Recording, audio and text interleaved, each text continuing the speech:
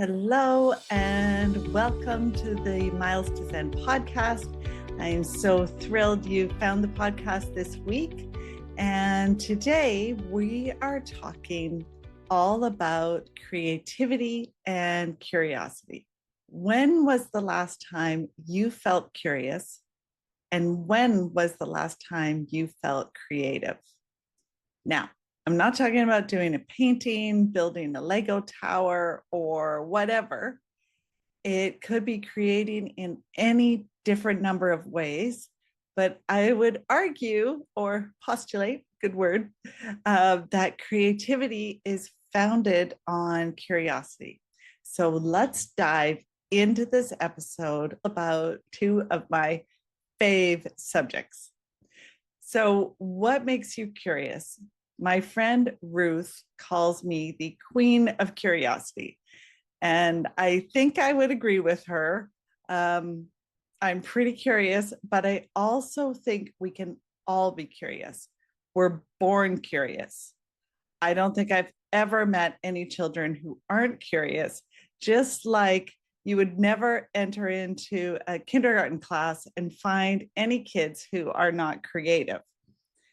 But taking curiosity for a second, if you get a chance to walk down the street with a 1.5-year-old, 1 to 2 years, somewhere around there, it will be the slowest walk of your life because they stop to take everything in, every bug, flower, etc. And I think it points to the fact that it's so much part of our true nature and true existence. And for that matter, I don't think I've ever met a technician, an engineer, or scientist in, my 2 decades in clean tech who wasn't curious to some degree. But I think when we get out into the world, we are faced with all sorts of boxes that we need to fit into. And we need to do something this way or that way. And there's constraints. For example, the peer review process in science, it's important, but it can also have the effect of squelching creativity if it is risk adverse or rigid. And we all have seen evidence of discoveries that take a very long time to become mainstream, or some ideas that are public but not recognized. And I'm not saying the peer review process is wrong. I think it's important. And there could still be constraints around time, bias, etc. And I'm just listening to one of my favorite podcasts at the moment, the Telepathy Tapes. And they reminded me of a saying about truth, that all truth passes through 3 stages. First, it is ridiculed. Second, it is violently opposed. Third, it's accepted as being self-evident. Now, this saying describes the common pattern of resistance and eventual acceptance that new or revolutionary ideas often face in society, highlighting humanity's general resistance to unfamiliar concepts. In fact, the truth can become a victim of fear, of pressure, of judgment, and this will stifle our curiosity, which stifles our creativity.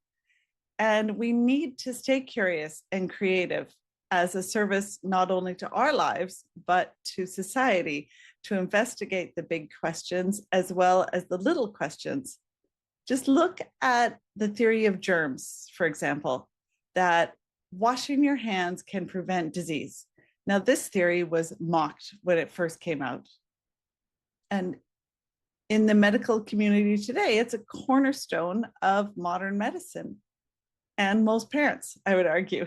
Galileo was also mocked and was tried by the Inquisition and put under house arrest because he had validated, he didn't even come up with, he validated that the earth was not the center of the universe.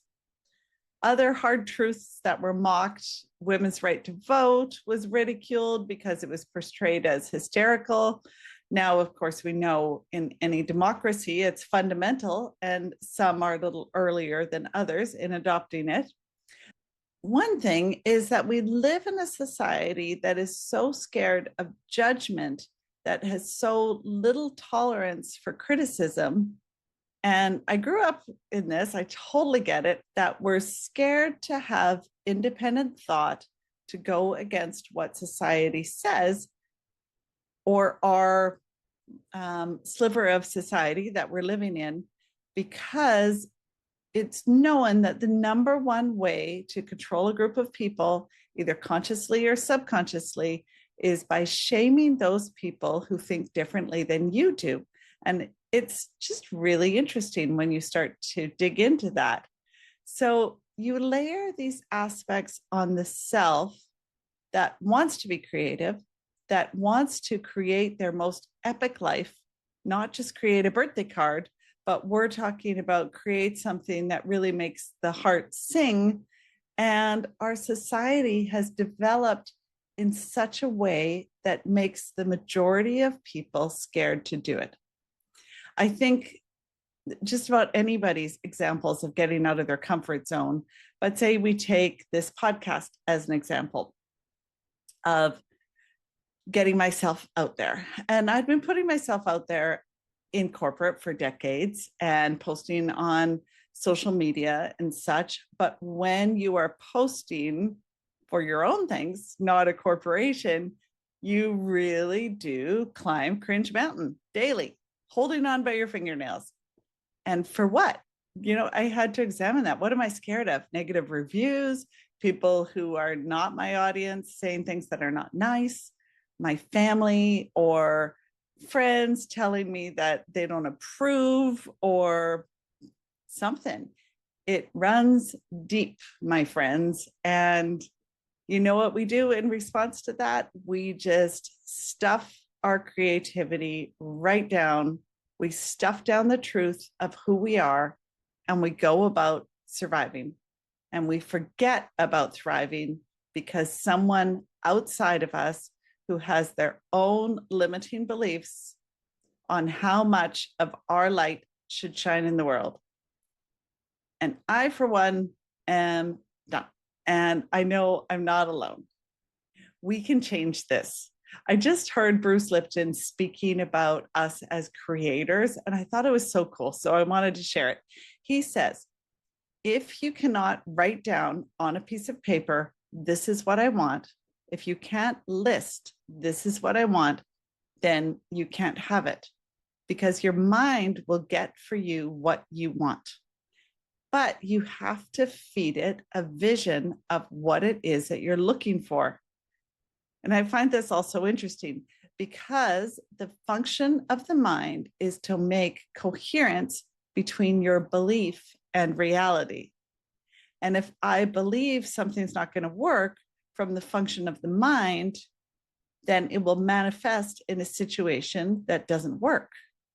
And I think we can all think about that. If I totally believe that this is how something is going to work, then my mind will help set up a situation where it works. So then he suddenly realized, wait a minute, it's not chance anymore. This is creativity, and we are creators. You're creators of our existence. And I thought it was just such a great reminder. So in the next creativity podcast of the series, we'll talk about the next steps, doing it scared and creating a life that calls you. But I would encourage you all for this week to grab a notebook when you have a minute and write down 3 things that made you curious this week. Then ask yourself, what would have happened if I followed that curiosity one step further? And I can't wait to hear how that goes. We're not looking for your purpose. We're just looking for things that you get creative about. Just thinking in a different way today than you did yesterday. And before we wrap up, I wanted to leave you with one of my absolute favorite pieces of writing by Marianne Williamson from her book, Return to Love, to inspire us to shine our inner light.